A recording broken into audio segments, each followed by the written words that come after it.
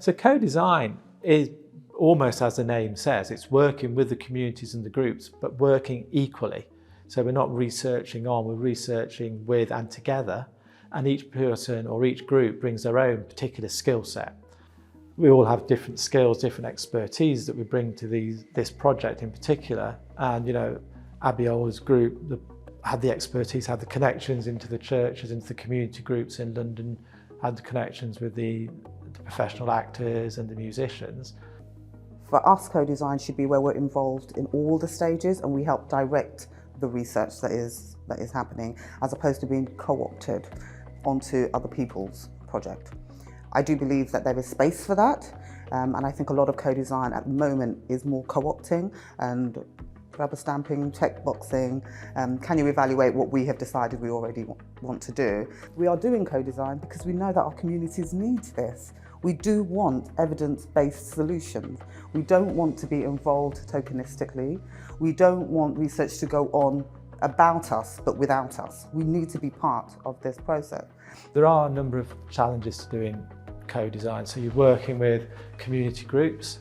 So trust is paramount. You've got to have trust between all partners and all organisations and all people who are involved, and ensure everybody's got an equal voice, that whatever they say or whatever they think is valid and will be taken on board. And I think part of that trust is built up as well through realising, you won't necessarily be dealing with large sums of money, but you've got to make sure that everybody is paid for what they do and everybody is treated, as a professional who are professionals, and you can't rely always on people volunteering and goodwill.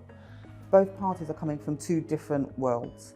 So the research world is quite linear and is very dogmatic, I would say. Must be done like this. Whereas the community world is more fluid and is more responsive. And sometimes getting the two to match can be a challenge. So to have trust flow in both ways, both parties have to work really hard to try and accommodate the other's viewpoint and perspective in life.